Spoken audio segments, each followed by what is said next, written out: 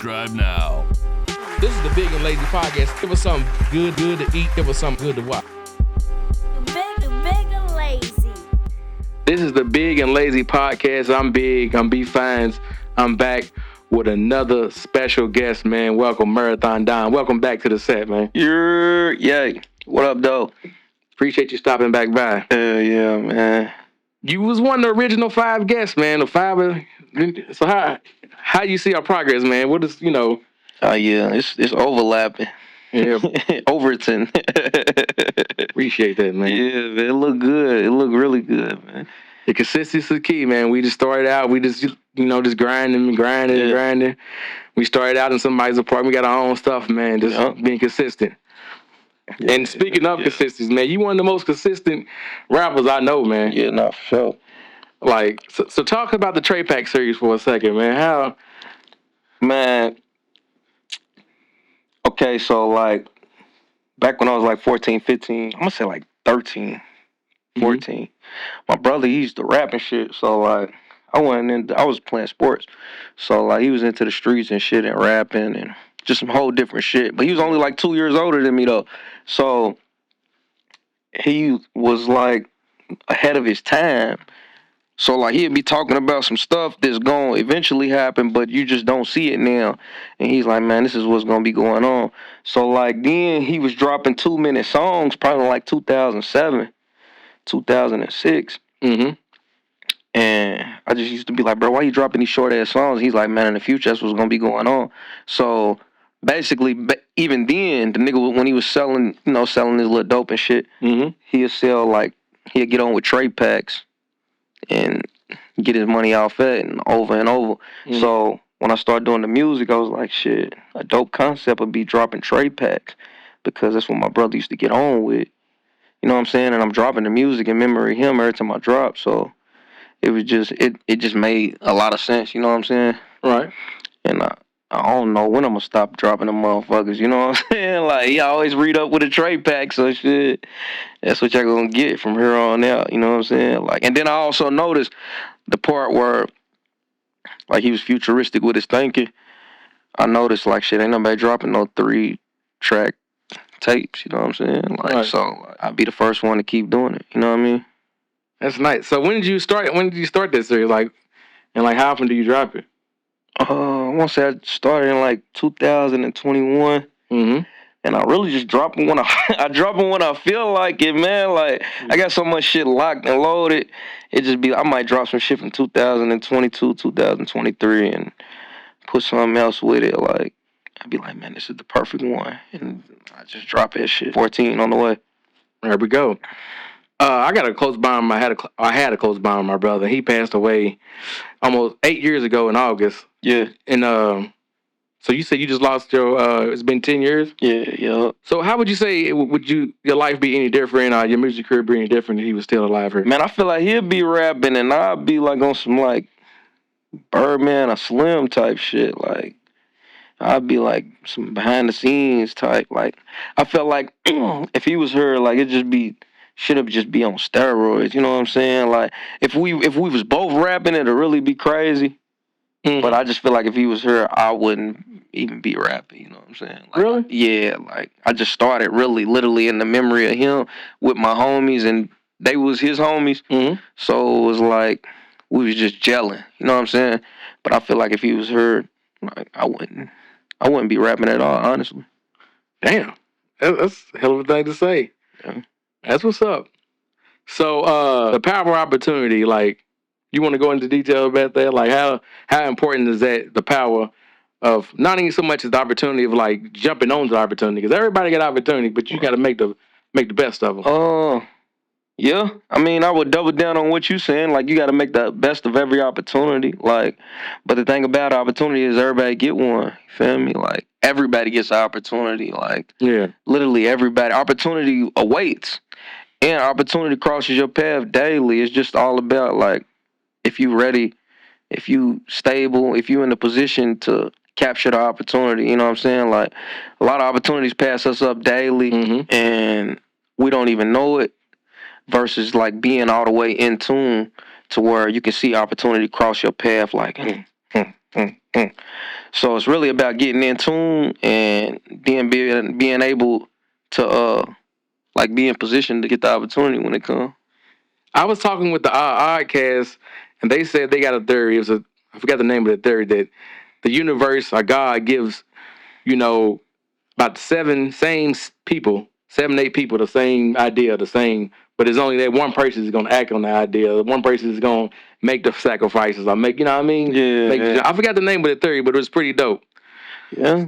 And that's the thing. Like, it's a title for everything to be going on. It's just about, do you have the knowledge to know that it's going on? You know what I mean? Like, like you just said, it'd be 7 people, but only one person is the one to be able to act on it.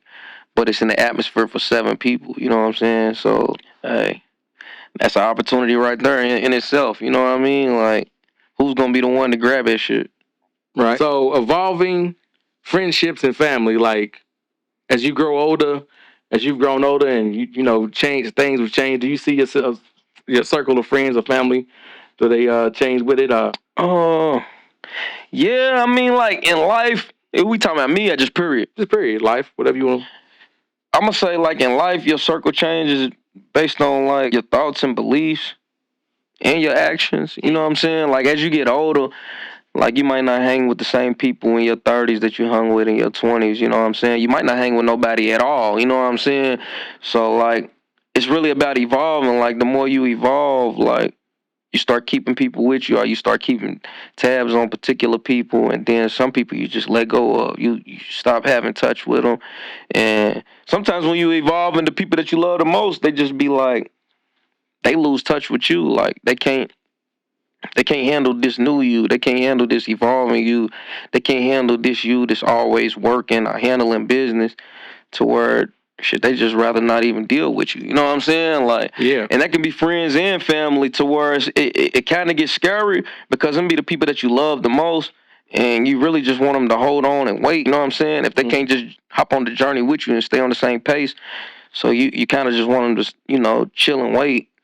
Sometimes they don't be here. You know what I'm saying? Like it be moving different out here. Like, And I say this, like, just because I lost a friend, that means you gang the enemy. Like, just because we don't hang, you know what I mean? yeah. We don't hang out and talk on the phone all the time.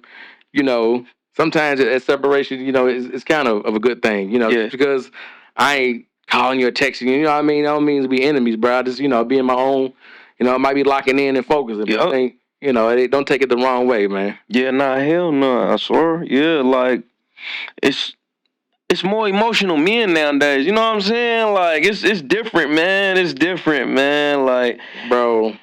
And that's like a rabbit hole for another time. You feel me? But long story short, they done hit us. Talk about it. They done hit us. They hit us. They got us. They hit us and they got us to where it's more. Who's they and us? Up her, the higher ups. The higher ups. Mm-hmm. So it's like, if we know you niggas like fried chicken, let me put some in your fried chicken. You know what I'm saying? I'm not necessarily saying fried chicken, but you know what I'm saying? If we know that strong, you know, we know that strong black men like this, let me put something in this to make him a little more feminine, to where nowadays you got more men emotional and feeling some type of way. I thought it was me, bro. Like, nah, hell nah. Versus like niggas who's actually, well, not even niggas, but you know, men who's actually just strictly business. Like, all right, let's handle the business. Let's get past all the confusion and get straight to the business. You got more men who's causing confusion with their emotions. You know what I'm saying? Yeah, too emotional. Can't control their emotions. Like, y'all letting people. I seen people letting emotions and getting way in with some money over some. Like, what the fuck are you talking about? I don't know. Have you seen the theory about the what was it they putting in the water that turns the frogs gay? Like, man, yeah, the what's it called? The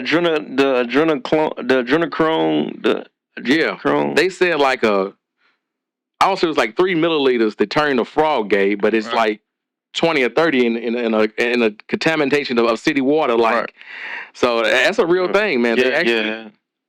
They say it's to keep the chloride and yada yada yada, but but you know, I think masculinity in men is under attack. Yeah, for sure. Just look at it. Like, look at some of the black families, even black families, period. But look at maybe in the poor communities. How many of the strongest figures in the family are female? Right. It's the granny, it's the mama, it's the auntie. They the backbone of the family. Like you don't, I mean, that's like you said, it's a different conversation for a different day. Hey, nah, shit get deep, man. It does. It's like shit. If we know all y'all on the west side, we're gonna contaminate the west side's water. You know what I'm saying? Like, to where when them statistics start hitting, you see more men on some feminine shit and more women on some, some. And it's sad to see me. You see a lot of, like, to go back to touch on that, you see a lot of men acting like women on social media. Yeah. Like, not even so much as dressing up, but like, damn, bro, you caught up in some likes and you going through likes and clicks, and does it get that deep? Like, does it, you butt hurt? Oh man, you like the status that I think was talking about me. Hey. Ain't that some? Hey, remember I said that, man, the pressures of Instagram, man, the pressures of social media, it'll have you feeling a type of way. And the thing is, when you feel some type of way, period, you already did wrong. You already did wrong when you feel some type of way off of social media. Like, I agree with that.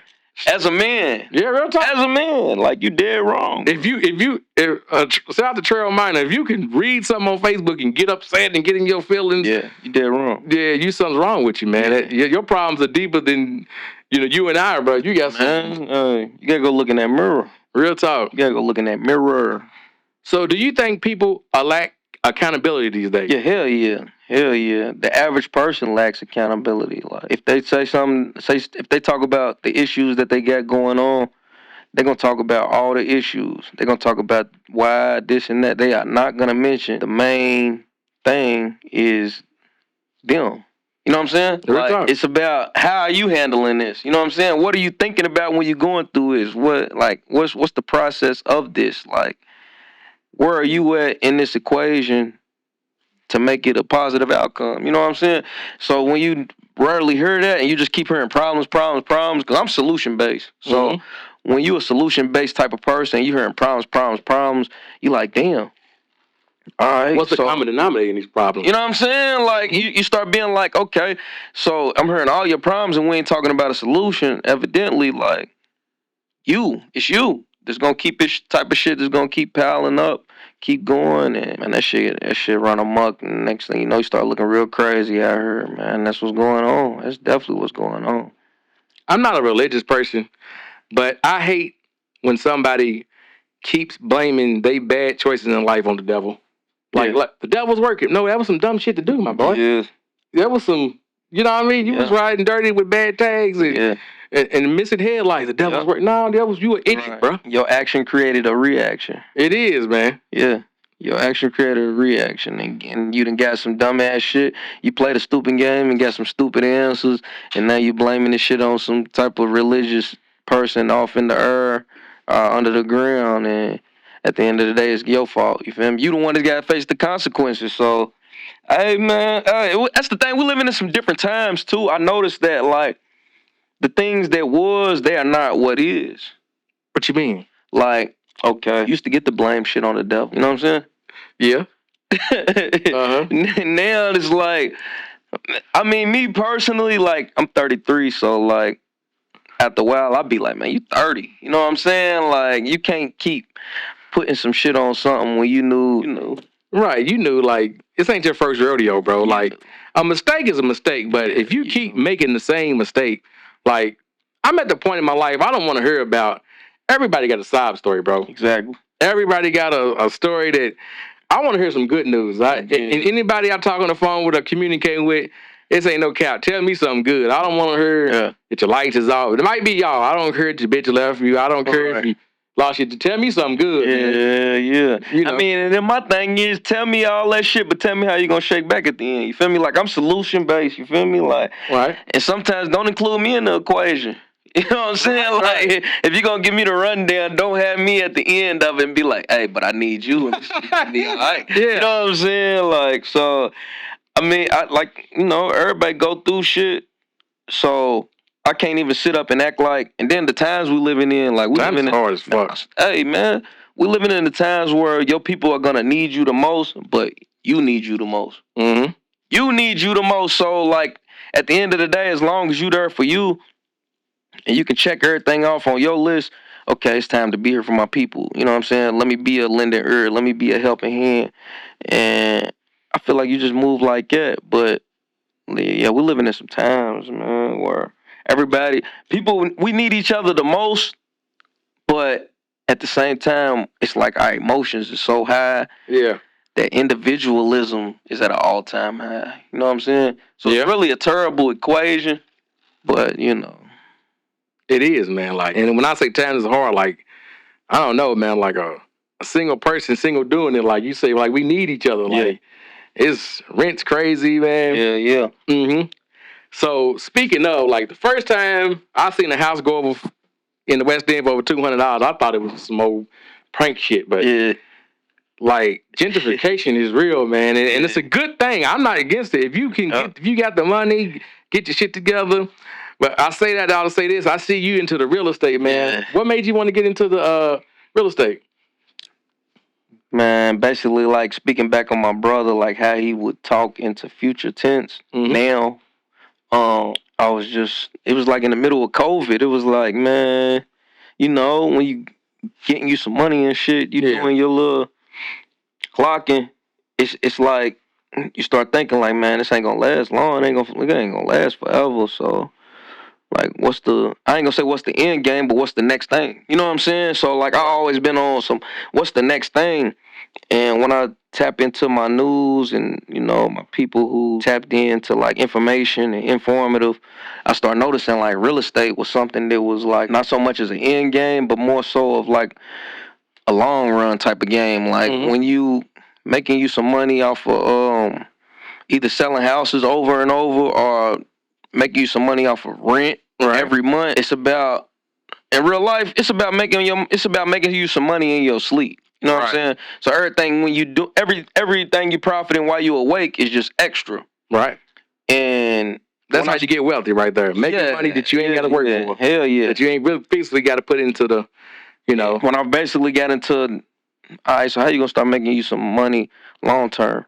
I was like, it's rental housing. Then I was like, how you gonna make you some money in your sleep? I was like, the answer's rental housing. Like, other than stocks and bonds and high yield savings account, because those are things and ways too. But at the same time, like, if you ain't got no high specialized capital, like you want to do something, you want to get into something, real estate's the way. Because, like, if I got me some good credit, and I can purchase a home, I can use my credit to purchase the home. I can also use my credit to fix up the home. I can also use my credit to pay the workers. Yeah. And at the end of the day, that's good debt. And if you're educated man, you know what I'm saying? Like, if you're thinking long term, it all just makes so much sense. But at the end of the day, you got to have hella patience. You also got to have, like, man, there's some shit you got to have that when you looking in the mirror, man, don't nobody know what you talking about. You know what I'm saying? Like, you got to have some hella patience, though, man, because people, poor people, they're afraid of getting rich or getting wealthy slowly. A lot of that, you know what I mean? It's not no overnight, like, rap stars might blow up, but that's a rare occasion. I hit the lottery, but most wealth is built over years and years and years. Yeah. But we as black folks, we just come behind the ball. You know what I mean? For sure. But that's a different conversation for a different day. But speaking of houses, though, because I think, redlining was real. Like, we were discriminated against, and, a lot of our ancestors and our grandmothers and grandmothers and aunties and uncles, we we couldn't get into those houses. Right. And pay $15,000-$20,000 for them that's worth $500,000. Yeah. That's generational wealth right there. Exactly, yeah. Yeah. We was held back for sure for a long time. But the thing is, it's like, once they give you any kind of leverage, you got to take advantage of it. And the thing is, like, what I noticed about life is we all have a job. So when you're not handling your job, you just out freelancing in America. Yeah. You really on somebody else's time. You're not even only on your time. You on somebody else's time. So, like, whether you're doing something positive or negative, it's like when you're doing something positive, you on the future of your family's time. You know what I'm saying? You're on the future of your ancestors' time. And you really doing a service. But when you're doing something negative, you on the future of, jail time. You on the future of graveyard, where the family got a bucket shake for you. You know what I'm saying? If they got to do the fish fry, they got to do the GoFundMe, versus, because you can start generational wealth from life insurance. Yeah. You know what I'm saying? So like a lot of people, you know, like I said, highly emotional. So they thinking highly emotional, and then they're like, "No, I don't want to put that on my child who's out here wilding." You know the child wilding. You know what I'm saying? Right. Like, so it's like if That's you the know, only guarantee in life. yeah, like Yep. if you know your kid wilding, man, I'm telling you, put some life insurance on them, so you can eventually have something to. Not even so much as wilding, like all your kids, like Yeah, at yeah, birth. nah, for sure. I feel like I'm just saying it because got you. the average little young dude, they out here, they doing dumbass shit. If your son's a YN, And it's double like, down on that life insurance. Yeah, just go ahead and put some life insurance on them, so like you ain't out here asking people for money, and they like, man, your kid been wilding, why the fuck? You know what I'm saying? And you can actually make something from it. That's basically all I'm saying. Because shit, at the end of the day, if you can't transform them, make something from it. You know what I mean? Yeah. That's a safe bet. Well, whether you and you know what comes with that. You know, YN, everybody's gonna die, but some people take risk in life and chances in life they're gonna die sooner or die quicker. But life insurance is definitely a way to build generational wealth. So like, what was some of the, you know, being an entrepreneur, like what was some of like in the housing market, like what were some of the roadblocks you had to overcome, and like what are some of the, you know, perks of it, like being young, you know? And the biggest one, squatters, bro. Like, squatters, man. When they see your shit vacant, they will invade your shit. But then right after squatters, it's like watchers. You know what I mean? Like somebody seeing you bring in equipment and shit out of that house, and they thinking it's a little more than what it is. You know what I mean? They think you probably, so they running up in your shit and stealing all the floors, stealing all the wood. Whatever you got up in the house to fix on it, you know what I mean? Like, I advise anybody, if you're working on the house, don't bring nothing to the property. If it's somewhere where it's high squatters in the area, don't bring nothing to the property unless you're working on it that day. But that's the negatives to it. And then you got some people, because, you know, like niggas will help you, but they'll hurt you too. You know what I'm saying? Like, I done really had a dude working on my house, and, like, we kind of fell out. To where, like, this is all business, ain't nothing but some work. But, like, he got in his emotions and was like, I bet you don't finish the house. You know what I'm saying? Like what was the fallout? What was it about? Like, what was...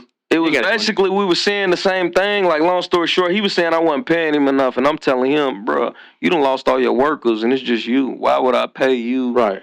You know what I'm saying? Like, we saying the same thing. I told him from the jump, I don't want one person working at my property. I want people working at my property. So if you got contractors and workers, I need you here. He eventually lost his workers, and it was just him. So where, bro, we bumping heads, bro. You talking about I ain't paying you enough, and it's not enough work getting done. It's just you in here every day. Right. You talking about your holidays and the weekend, and you tired, and you acting like I'm supposed to feel you when this ain't even what we agreed to. I needed you here with workers. You know what I'm saying? So, it ain't like, my fault your workers quit. You know what I'm saying? So it came down to, like, some old, you know, it came down to some... Because I'm paying to get this shit done in 3 days, but you ain't got no workers. It's going to be taking 3 weeks. Yeah. You're taking 3 weeks, and you want me to feel and understand where you're coming from. And my thing is, yeah, I do, but I don't need you here.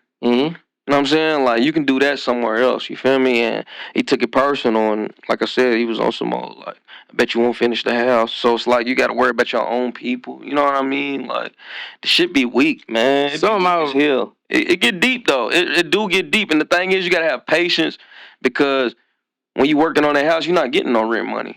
You know what I'm saying? And then when you working on that house, you might have a $600 budget drawn out for the day, but it might turn into a $2,000 budget. You know what I'm saying? They done tore the walls down and seen mold. Now the shit get deeper than the ocean. You know what I mean? Yeah.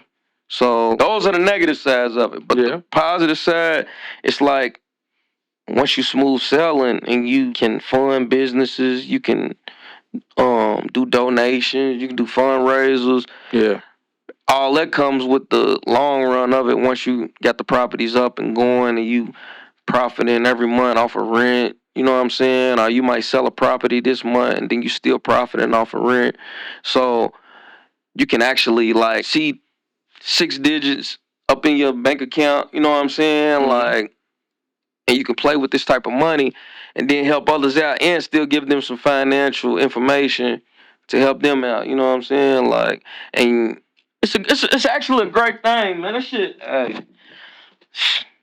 No story for another time, man. It's so many positives to it though. Like John Hope Bryant, I like him because he talks about owning 700 single family homes.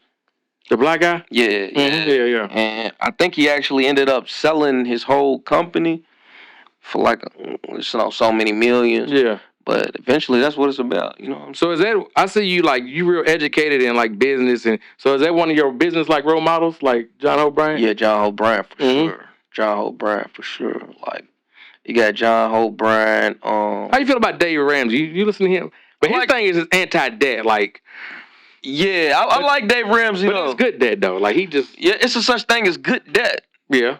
I like the guy that made the book to Rich Dad Poor Dad. I forgot his name. I forgot his name. It's a crazy name. I think it's. That's exactly what I was saying. It's Robert Robert Kiyosaki. I like him. I like to tap in with him. I like what's his name? I like Smart Money Bro. That's his name on YouTube. I like I just like people talking financial literacy and it's not biased. You know what I'm saying? Like you're not talking to a specific crowd. You just letting people know like, hey, this is what it is. I like them type of folks. So to switch subjects a little bit, with all the Young Thug and YSL Woody, with all these, I say it personally that kind of stuck the fork in the streets.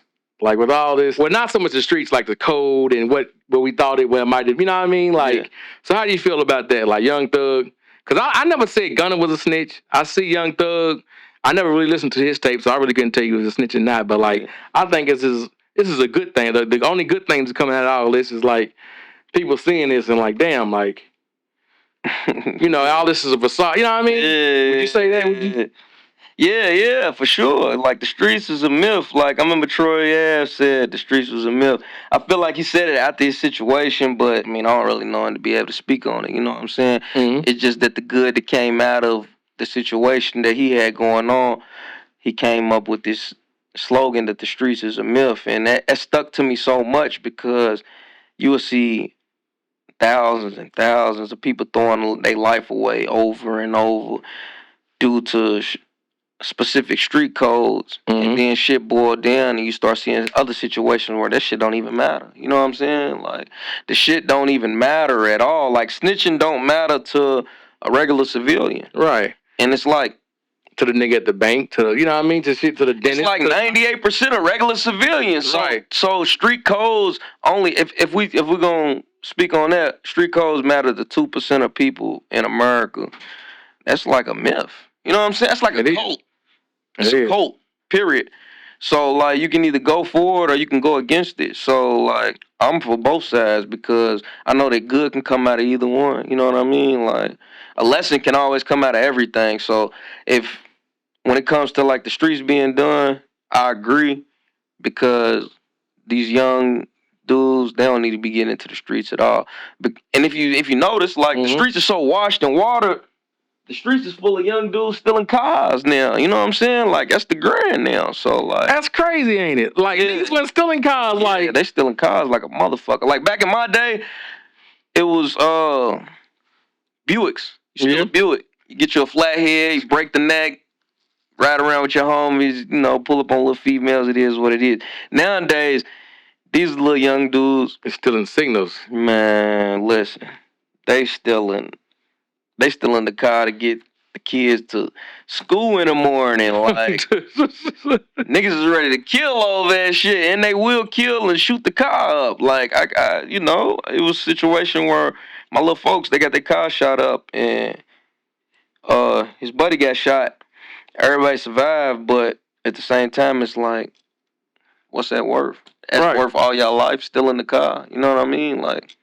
So they got, like, the owner of the stolen car shot him? Like, if I'm not mistaken, the owner of the stolen car shot him because they said that he made, like, a status or some shit. And I'm just like, damn, how the fuck y'all know him? Was y'all plotting on him? Like, I didn't even ask all the questions. It was just, it was what it was. Y'all already playing a crazy game. Y'all getting these crazy answers. I hope y'all learn from them and can move on and grow up from that shit and evolve. You know what I'm saying? Because you can make your choices, but you can't choose your consequences. Nah, hell no. And that stuck with, somebody said it on the podcast, man. That stuck with me. Like, you can choose your choices, man, but them consequences, you don't know Where they coming from? Yeah. Because the thing is, like, when you sign up, so say we stealing cars. Mm-hmm. We signing up to steal cars. But we Right. also signing up to get shot at. We also signing up for jail. We also signing up to die. Chased by the police. You know what I'm saying? Chased by the police. You know what I'm saying? We signing up for so much other shit when we just signing up to steal cars, and it just be like everybody don't think about what else they signing up for. Mm-hmm. Same thing with music. Like when you sign up for music, you signing up to make music and have a good time and vibe out, but you also signing up to might sell your ass. You know what I'm saying? Right. You might sell out a family member. You know what I'm saying? You might sell out yourself to where you taking such a pay cut and being in the hole to where you just want to shine. It's so many stipulations to selling out. Mm-hmm. Like, shit, when you in the streets, you selling out when you put your soul in the bag every day. My brother taught me that.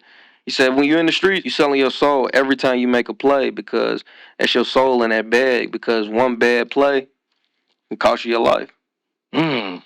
So that's crazy right there. There's so many levels of selling your soul, man. Like we all selling our soul daily. That's deep right there. Yeah. So, what message would you have to like I know you played ball back in the days. Like, what would you message you say? You got message you got to a talented youth that might be on the fence, like that, almost like wasting his talent. What message could you say to a youth? Oh, man, I see it all the time. Like these kids got talent, but they want to be in the street. They want to be. You come from the suburbs. You got your dad in your life. You ain't got to do all this. You don't want for nothing. You get all this. I was telling my little homies this the other day. It was literally after their JV game, and they both play varsity, and they both start varsity. So I was telling them, man, when you sign up to play football, you got a job. Yeah. So you got to fill the position. You have to fill the position. So that means you have to go and lift. If you playing football, you have to go and strive to lift 225 plus. You know what I'm saying? You have to strive and go to lift you have to squat 400. Mm-hmm. You know what I'm saying? You already got the job. Fill the position. You know what I'm saying? So my thing is, don't take this shit for granted because it's gone within a flash, and then all you're going to have is memories, and then you're going to be talking about what you wish you could have and should have done versus what you can do when you got somebody talking to you telling you what you should do. You know what I'm saying? Mm-hmm. And that's really all my message is, like, fill the position. Fill the position because when you already playing, signed up for it. Take your shit to the moon, man. Take your shit to the moon. So, if you could do anything different in your athletic career, what would it be? Man, I wish I was taller. I wish I was taller, man. Like my brother was 6'1". No, so dope. Like, yeah, nigga, let's switch. You know what I'm saying? Like, why the fuck I can't be? You know what I'm saying? Like, there's nothing that I would have done different. Like my whole high school, man, I can write a book about that shit. It was so eventful that there's nothing that I could be like. I wish I would have went back and redid that shit. You played all 4 years? Yeah. Mm-hmm. I played all 4 years, man, and it's crazy because I went to Shawnee my freshman and sophomore year, and then I ended up at Iroquois my sophomore year because I thought my coach that got fired from Shawnee was going to Iroquois. Man, let me tell you, they fired my coach from Shawnee because he got me back into Shawnee after they put me out. You know what I'm saying? But we failed. Me and my homie, we switched to Iroquois. We failed our sophomore year after finding out that he wasn't even coming there. So we just started cutting school like a motherfucker, man. And then like we ended up going to summer school to get the credits so we could play our junior year. And then my junior year, he ended up switching to Western, which was my home school. So we went to Western my junior and senior year, and we just went all the way through just like that. We good out there, B? What you see? Who's Kaza? I thought somebody's Kaza. What you see? It ain't us. What he in the Mustang? Yeah, it's Brody. Oh, okay. We can take a little pause. Drop Mustang? Yeah. So keep going. So the trade. Let's go touch it back to the trade back 13. Which song means the most to you personally? Off 13? Yeah, off 13. Man, honestly, I'm gonna say Saki with the Salmon, man. I had the Finch beat. Mm-hmm. I had the Bills production. That shit made so much sense. I had my little. Man, shout out to Bills, man. He didn't grace the couch. Yeah, Bills. Hey, Bills consistent. He's right there with me running that marathon. Shout out to Kevo too, man. Kevo part of his shit too, man. Ty. Mm-hmm. Yeah, man. It's a bunch of them, man. A lot of niggas on this long run with me, but I'm gonna say Socket with the Sam and Finch produced that motherfucker. It was long awaited. We got more to come. My nigga Bills co-produced it. It's just I felt so at home on it. I like samples. Like, I'm a sample type of nigga. Like I came up listening to French Montana, Chinks, and the Rich, the Factor. You know what I'm saying? So that was some of your early inspirations growing up? Yeah, hell yeah. It's them with a bunch of others. You know what I'm saying? You got Cam, the Nip, the Styles, motherfucking Jeezy. You know what I'm saying? Man, that list long as a bitch. I be talking all day. Pimp C, all kind of motherfuckers, man. I be listening to that shit. I be tapped all the way in, man.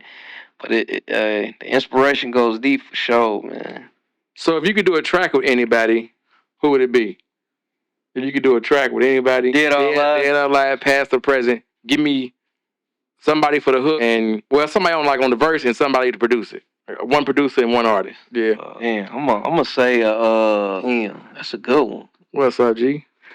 You never know who's gonna pop up. Yeah. Guala Cartel of this bitch. What's up with you, man? I'm gonna say, man, I need the feat from Nip. I need the feat from either Nip or Dolph. And I ain't gonna stunt. I might need a Harry Fraud production. I think you said Harry Fraud last time. I want the Harry Fraud, man. Harry Fraud, man. I like Harry Fraud. I'll do an Alchemist. Yeah. You know what I'm saying? I'll do an Alchemist. You can delete those, B.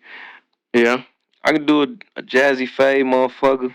Did you like that last Freddie Gibbs? I ain't heard. It's more like he's usually got the bars, but it seems like he's on some mumble rap. Like maybe that's just his style. But I don't know. It's him and Alchemist. I don't like mumble rap. I ain't gonna lie to you. You ain't got no mumble rap in your top and your artists cause I be on. Would you consider Future a mumble rapper? Cause I be on my mumble rap. Yeah, if we're gonna consider him, then yeah, for sure. He's definitely a mumble rapper. Yeah. Cause sometimes I be on the Future, sometimes I be on Benny the Butcher. Sometimes I want to hear bars, man. Sometimes I want to hear some old turn. Yeah. Now Future's the GOAT though, man. Like Future's the Atlanta I fuck GOAT. with Future, man. Yeah, Future's the Atlanta GOAT. So like he beat a lot of shit when you be like, I don't listen to this and all. So when I say I don't listen to Mumble, I listen to Future like a motherfucker. You feel me? Like Future's ATL. He might be ATL's number one. What you think? Who's your top three?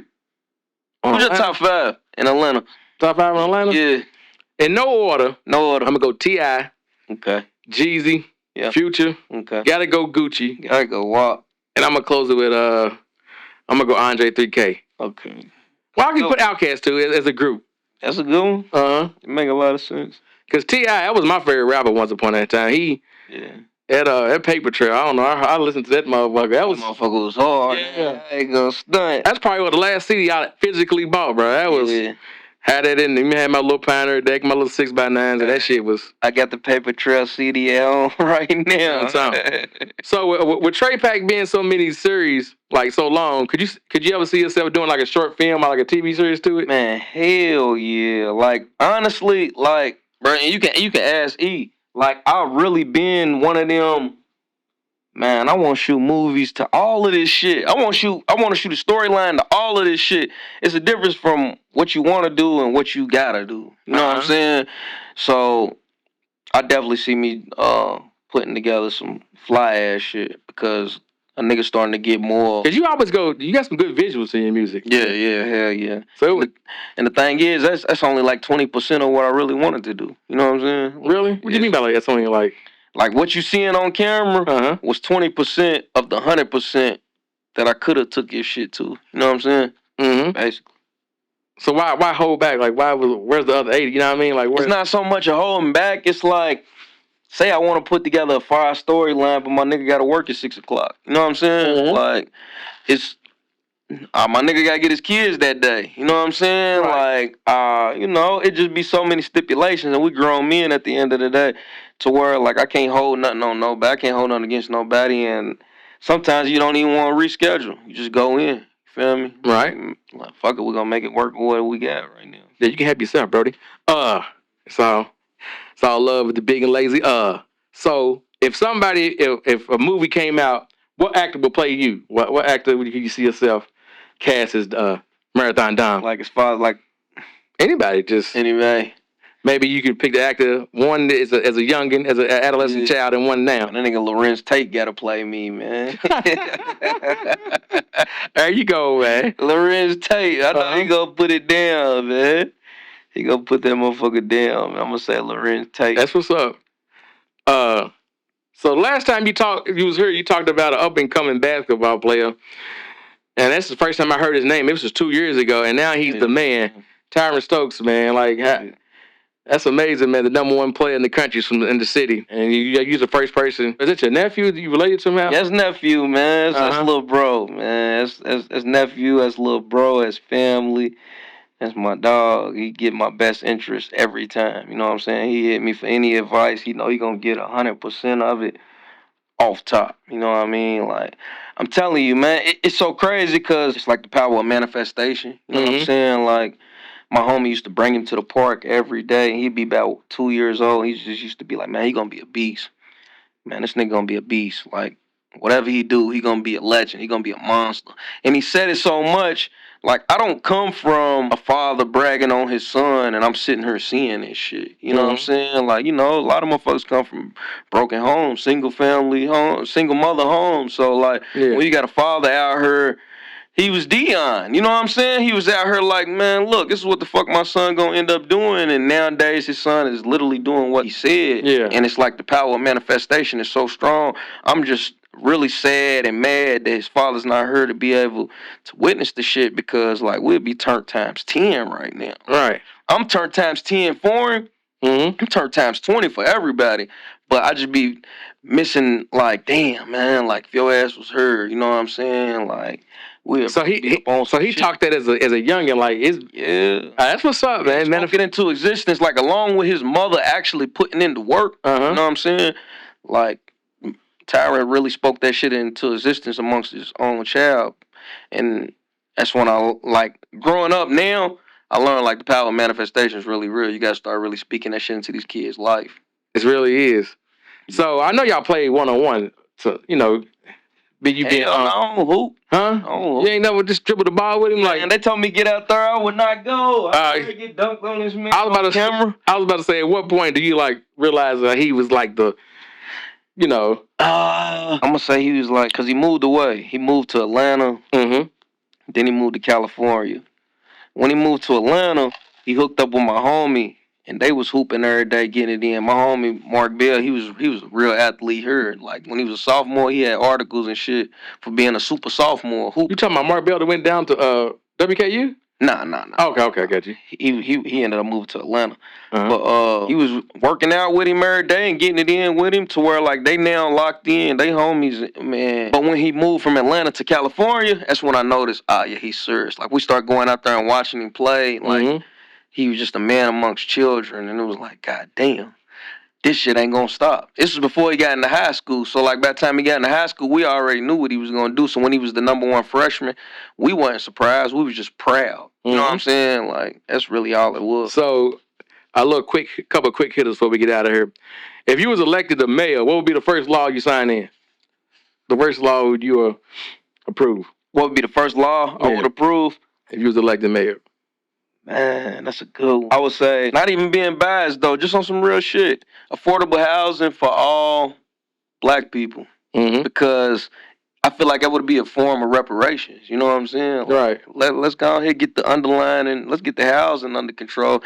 Then, but I seen a post where they said the PP loan was the reparations, man. They said the PPP loan was the reparations. I ain't get mine, man. I ain't get mine. Hell no. If they come back, I'm whoop-de-doo. What Doug said, whoop-de-doo. PPP was not reparations. PPP was a free trial run to see how many of you niggas we can capture in the next 10 years. You know what I mean? Hey, they don't know, but I need y'all to know. Everybody who's investigating has a 10-year period to capture the people who was playing crazy with that money. Now, I really had 2 businesses, and I applied. I just got turned down, and when I got turned down, I was like, shit, it is what it is. Like, yeah, I ain't fucking with the government. Yeah, I was scared. I'm cool, man. I'm not. I should have reapplied, because the thing is, I would have really did something with the money. Right. But, it was a free trial run for them people, man. And if you fuck that money up. Some people did right with the money, though. I know a buddy did it, had his trucking business and shit. So he ran it up, but some people didn't do it so much. Man, they was giving grants and everything. And my homie was literally telling me they give you this free money for having a business, and this COVID shit going on. They're ready to break you off. Just fill out this application. And man, my daily routine just wouldn't let me fill out the application, man. To where I'm like, now, and I'm like, man, I was supposed to fill that shit out. I don't know what the fuck I was thinking, man. Man, I was getting so much unemployment legally. Yeah. A buddy quit talking to me, man. Damn. Because he was a working nigga. He said, man, you getting that much unemployment? I said, yeah. I'm like, bro, you gonna fall out with me over... That ain't right. Shit, I'm getting. Right, man. Shit, highly emotional men, man. Why the fuck you feel the type of way about the shit that I'm doing on my own time? Right. It ain't bothering you none. But there was some good times, man. Shout out to COVID, man. That was some people died, so what? Yeah. But a lot of people died. Yeah. A lot of people died. And they blamed it on COVID. You feel me? A lot of people died from COVID shots. Did you ever get the shot? Hell no. I never got the shot. Man, my people was on my ass about that shit, man. I'm glad I had my own mind frame and wasn't working. So I didn't have to do that shit. Me either. I wasn't working my job on the line. Yeah. But yeah, that COVID shot, man, it's really tempting though, because the pressure from your own people and wearing them damn masks, and then you want to check on your elders. You don't want to go around them, and then they keep asking you, oh, you ain't got your shot. To where, like, it really, man, COVID caused the... My thing is, if you got the shot, that means you good, right? So what the fuck does it matter what I do? That was my whole mindset. If the shot stops it and cures it, you got it, and you got it. So it don't matter if I got it or not. If y'all good, so I don't know, there was so much inconsistencies about that COVID stuff. Like, yeah, it was a lot of inconsistencies. Well, I bought it for a little minute, but once they start telling people if you can't get no mask, just put a sock on your face. Yeah, I never bought it. I'm not gonna lie. The reason I never bought it is because, like I said in the earlier, like, you know what I'm saying? Like, my brother was one of them people that was like ahead of time, so he would speak about the future tense type of things. So once I start hearing that COVID was amongst us and it was something that could be happening, I start checking the history. I start doing my research, and I seen this nigga Bill Gates. Mm-hmm. Did a motherfucking, he was on stage and he was talking about how the world's overpopulated, and if we can use depopulation to a T through vaccinations and pandemics. I don't know if that was his exact words, but that's what I read through what he was saying. And he was basically saying we can cull the population. Cull means kill a lot of these motherfuckers off, and we can have so many millions still left here. And he was basically setting the ground for a plan to happen. You know he's the biggest holder of land in the United States? Man, Bill Gates he grasped so much shit, and his woman still left him. That's crazy, right? She must know he's a mad scientist or something. She makes something if you walk. She knows something we don't know. Yeah, like, why'd you get far away from him and he's doing everything? I don't know. That's wild right there. Yeah, it's probably... Anytime I see a rich nigga lose his bitch, us regular niggas ain't got no hope. Anytime... This, you know what I mean? Like, damn, he was doing this and that and this, and you still cheat on him. He's poor nigga. We ain't got a damn chance. He done bought your car, roses, Birkin bags, and taking care of your kids, and you still fucked around on him. You think he bought Melinda Gates Birkin bag? Yeah, we gotta buy y'all Birkin bag or two, Them white folks, they be splurging too, but they just don't show it all the time. Yeah, they not gonna show. Yeah, they not gonna show like they splurge different. He bought a fucking county in Oregon with a yeah, You know what I'm saying? Like, they splurge different when they get their pay. So, would you go on a pop single that went platinum, but the hood hated it? The hood, the culture hated it. Yeah. Could you go on a pop single that went platinum, but the culture hated it? Yeah. Hell yeah, because shit, the way I'm ready to get up on this motherfucker, we're gonna bring, the culture gonna love it. We're gonna bring the hood back on this motherfucker. I'm gonna get on there and talk that shit to where, hey, come on, let's get it. Here we are. Like, we don't hate this no more. It's just all right. It's a part of us now. You know what I'm saying? Mm-hmm. That's really what it's about. It's about taking some bad and making some good out of it. Seeing the good and the bad, you feel me? And before we get out of here, I see, I meant to touch on it earlier, that health is wealth, man. I see you in the gym and you be fasting. And yeah. So, You tell us about that journey? Man, the thing about it is, Because I know. Go ahead. I always stuck to this saying, man. Smart Money Bro said all the time. He said that the best person that's gonna take care of that old you is the young you. So like, whatever you doing now is who you're gonna be.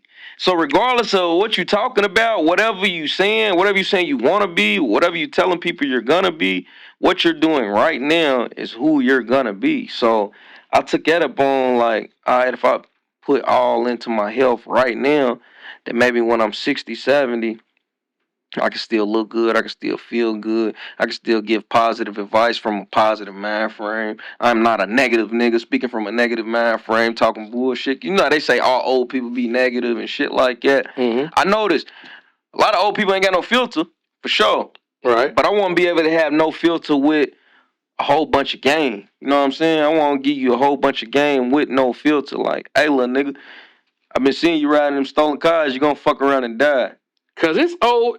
Cause you got old heads and OGs. Like, you know, I think one shits on the youth and one gives youth the game. You know what I mean? Yeah, for sure. Cause if you saying the youth is this and they fucked up, that's the future, man. That's hell yeah. Mm-hmm. I'm one of them though. Keep doing that shit you're doing to see where it gets you. You know what I'm saying? Like, you can be the youth all day, but you're not gonna be a part of the youth in the next 5, 10 years. You keep doing that shit. You know what I'm saying? Some people really do get to do bad shit, learn from it, and do better. Right. So them is the people who I'm talking to when I'm saying, like, man, listen, man, switch your shit up. Like, you can do something different. You know what I'm saying? Like, I was just talking to my nephew the other day, and I was like, man, we're gonna go paint this house. No ifs, ands, or buts. I don't give a fuck what you say. We're going to paint this house. You don't even got to reply, and he didn't reply. Right. But we're going to paint this house, so you already know what's up when I come and get you, and we go do it. Because nowadays, like, man, sometimes you can't give these people a choice, man. Not the youngest. Real talk. You got to throw them in the fire. You got to throw them right in the fire, man.